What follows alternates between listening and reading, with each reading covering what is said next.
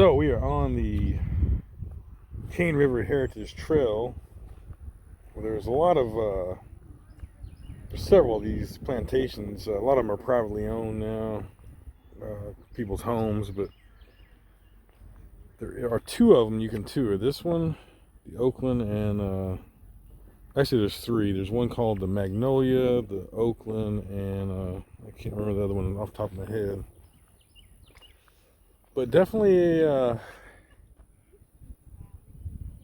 definitely an interesting tour for sure. Well, it's a windy, stormy day here, but we're going to tour this plantation. This is the Oakland Plantation, following the Cane River. And we'll see how long this lasts. I know this place was hit by a very bad storm a few months ago. If you see back over here, you can see everything's kind of tarped up still, and the old pigeon coops closed still. And so there'll be a lot of that, but we'll still check it out and see what we can see, and we'll see how long the weather holds up. It's very dark and stormy looking, so we'll see how it goes. It's rained so much they said they can't even mow in here yet because it's just, you can see the water in the ground there. It's just rained and rained and rained for the last few months. Most of southern Louisiana is flooded completely right now. You can see even the walkway is flooded right now.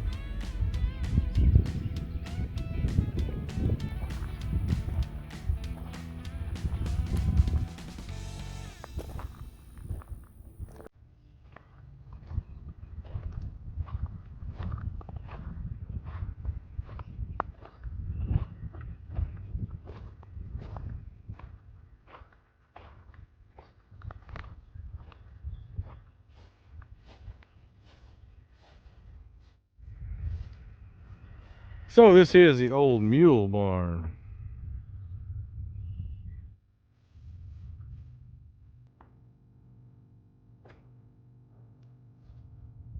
Meat Natchez, the Oakland Mule. There's his bill of sale.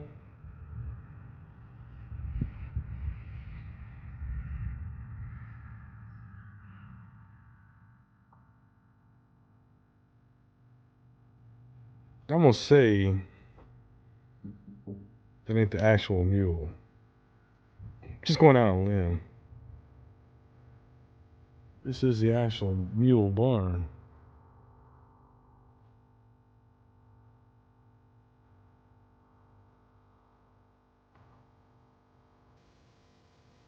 The smell in here, you can smell the timbers, the old wood and all. It's a unique smell, like kind of that old creosote wood smell, like an old train tunnel type smell.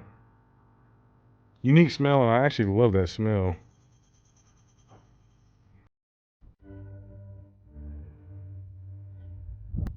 Here's the backside of the actual home.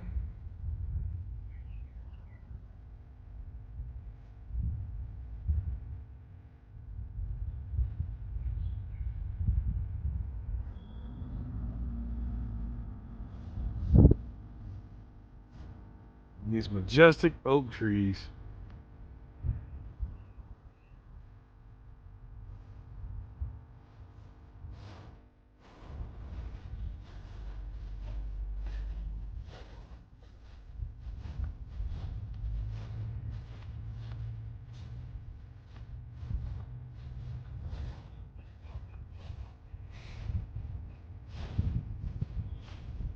And over here is the old pigeon here.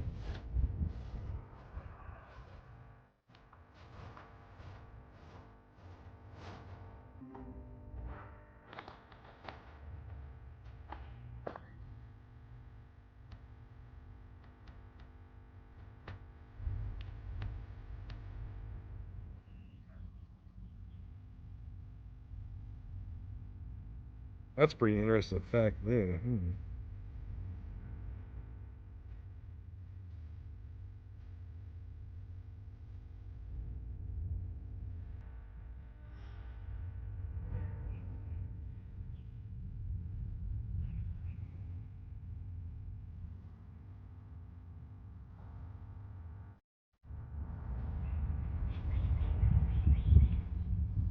carpenter shop.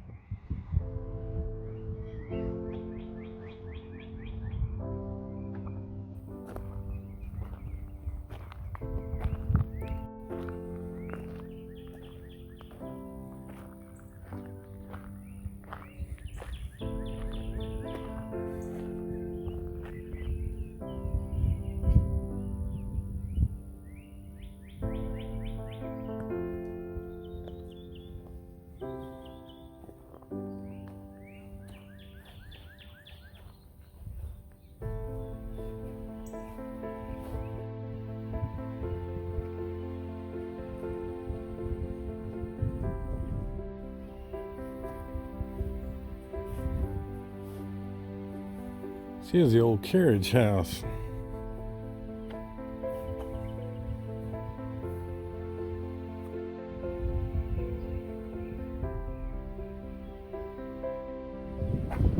And here's the old general store and post office.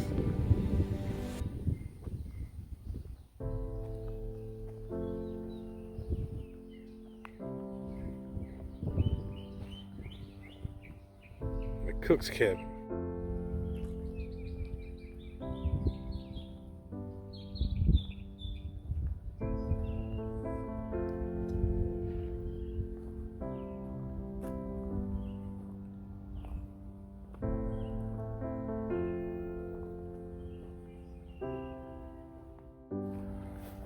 Now these old pots here, you see, this is an old cane syrup pot. This would be like for you making your sorghum and all. Back in the day, you light a fire and didn't cook it all down. That's pretty cool.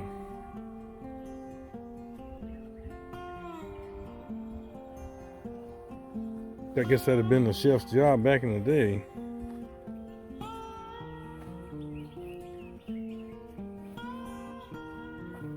But look at this, beautiful. All these gardens here, it's absolutely gorgeous gardens.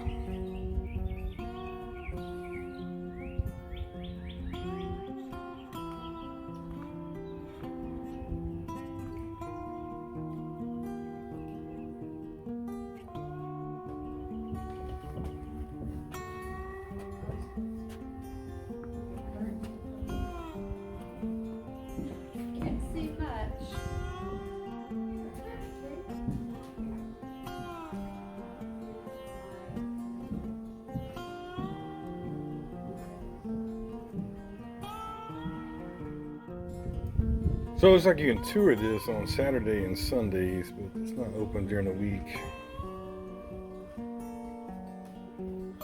States right here.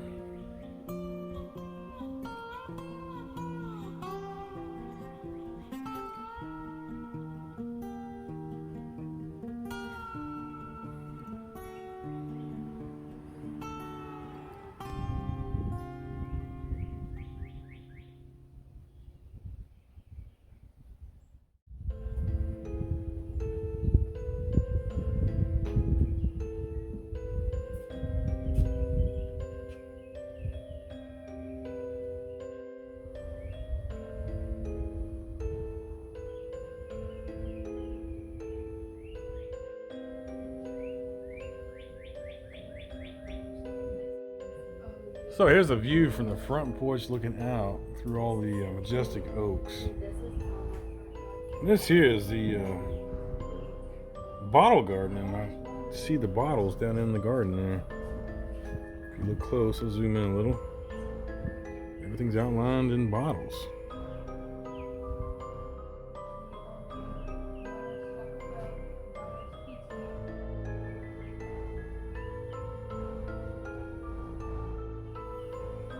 This is interesting, the stranger's room.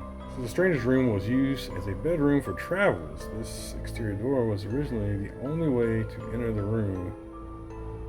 The interior door was cut in to allow access into the house after it became a bedroom for members of the family. So it's pretty cool. It's kind of like an old style bed and breakfast motel type thing way back in the day. So I would imagine back, turn of the century and all, they wouldn't have had many motel type places. You've just had to find a room somewhere. And this would have been that room. It's better than a manger, I guess.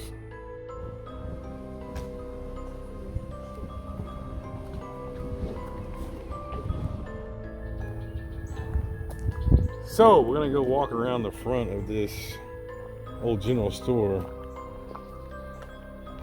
I like the way they recreated this. This is pretty spot on as far as if you're traveling through here, you know, 70, 80 years ago, sometime in the 50s.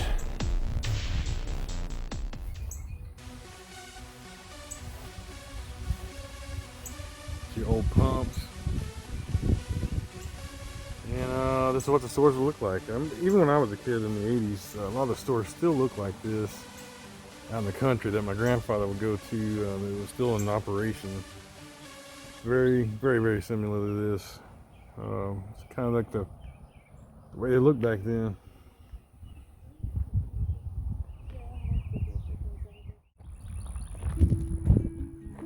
So this is the direction of this is the slave cabins, doctor's cabins, and it's really muddy, so I don't know how far we're gonna be able to get back here. I'm not sure what is what, but we'll see what we can see. There's another house here. I'm thinking that must have been a separate plantation, or maybe, I don't know. Sometimes they would have like the hospitals on site. It could have been the hospital house. I'm not sure. And the park, like the structures inside are still closed due to the virus, so because they are controlled by the federal government, so I'm not sure if or when those will ever open up again. The man up there at that building where the gas station was, there's a cool gas station inside, like set up like the old times, but you are not allowed to go in there right now, he said, until further notice. So who knows when that'll actually open up. But let's see what we can see here. There's a barn of some sort.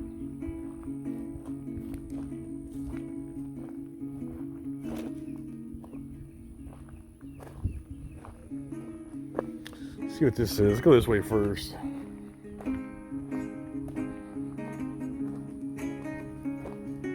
Okay, so this would have been like the hospital for the plantations. This is the doctor's cottage, it says. A lot of these old plantations would have had a on-site hospital, or at least a clinic type thing. So that's what this was. Doctor's cottage, and that's the administrative office now. Small cabins or small little structures. I'm not sure what these have been. Maybe hen houses and something back in the day. The sign pointed to the slave cabins, so I'm not sure if that is one there. Let's go walk over there and see what that says. You can see they collected the rainwater off these outbuildings and all for the collection of water instead of having wells. It rains so much in this area. You just had a big cistern to collect your rainwater, and that's the way they did instead of having wells and all back in the day. The wells, the water table was so low here, they collapsed in on themselves and all, so it's probably just easier to collect the rainwater. So this here says it's the overseer's house. So I guess that'd have been like the plantation foreman or something like that that stayed in this house.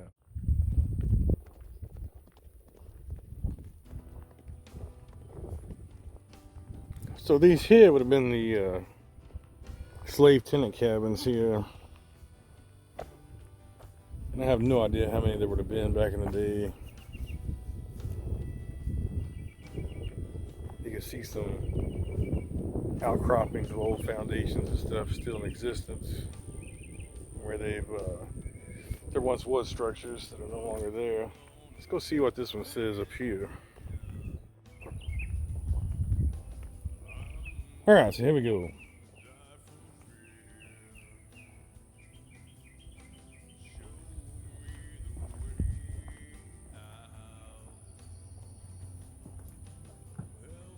So this is the living conditions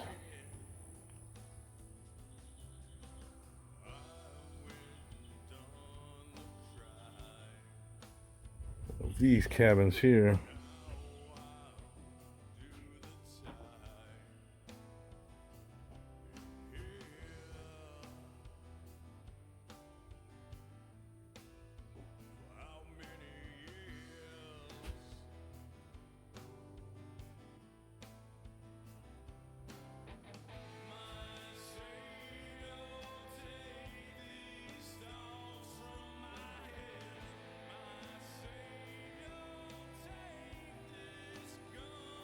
So it shows, you know, after the slavery times had ended, this would have been tenant cabins for those working the farms during the Depression era, it looks like. It kind of shows you what it would have been like during the Depression era.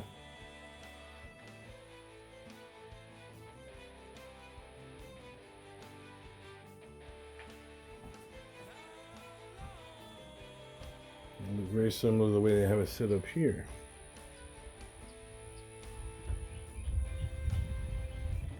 These things actually, it's surprising, but when you have both doors open the way this is, you actually get a pretty decent breeze through here.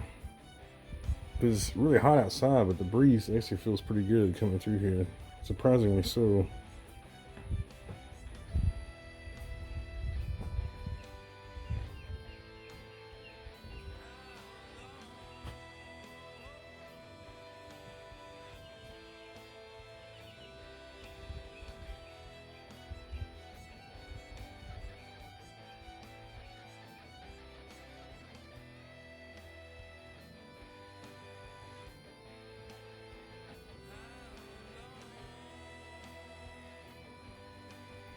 Chimney goes all the way up.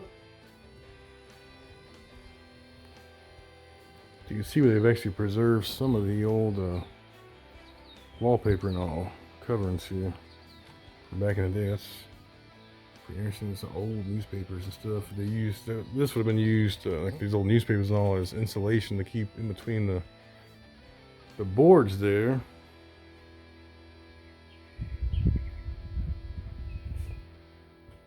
Keep the cold air out back in the day. I once lived in an old house and it had a Sears catalog pages that was used for the insulation like that. It's from the 1860s, that house I lived in. Plantation toys. So interesting here, they made a lot of stuff out of wire. Now, I went down to the Rio Grande, Big Bend area a couple years ago, and they were actually trading these kind of trinkets on the river there that they'd made over in Mexico and then bring across and sell to the people on the U.S. side. Very similar. Pretty interesting.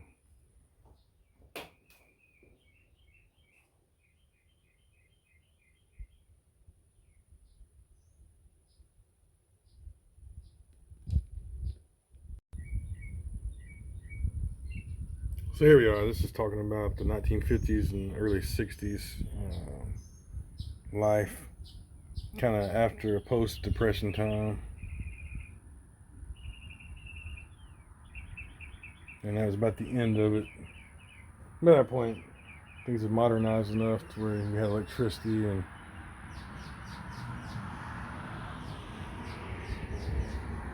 tenants and stuff moved out into more sturdy structures. Very interesting though, and how long people lived here. A lot of people think of the plantations as being pre-Civil War time and all, but a lot of these places would then hire the freedmen and all after the fact of the Civil War, and a lot of the families would stay here all the way up into the 30s, 40s, 50s, and I toured this plantation last year, and there was the last family left in 1972, so that's a pretty incredible time from 120, 110 years past the actual Civil War to still have tenants in these buildings. And there's one more, the same exact size and all over there, this one. And I would imagine there were several of these back in the day. I don't know how big this plantation actually was and how many slaves it kept or how many tenants after the Civil War it had, but you can imagine this area, if you look at, it's pretty vast. So I'd say there's probably several of these buildings at one time. Like I said, you can see the remnants here of one of them, but who knows? Have to do some research to see how large a plantation this was.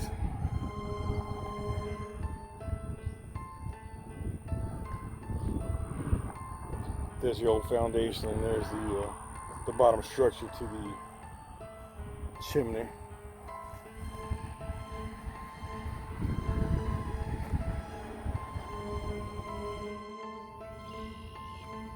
All right, folks, well, thanks for joining me on this tour of the Oakland Plantation. I hope you enjoyed looking around this historic site.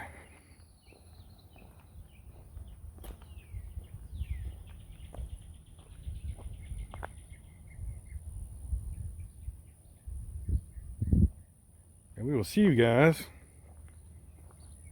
next time.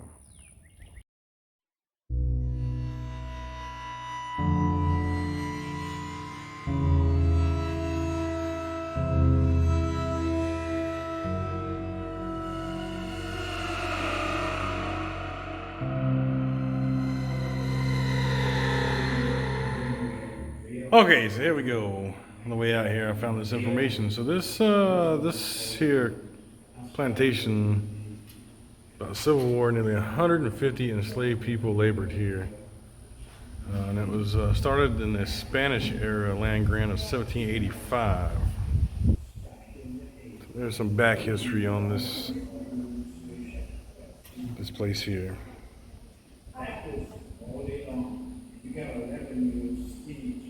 And it talks about after the Civil War and how they the last tenants moved away from the plantation in the early 1960s. So this place was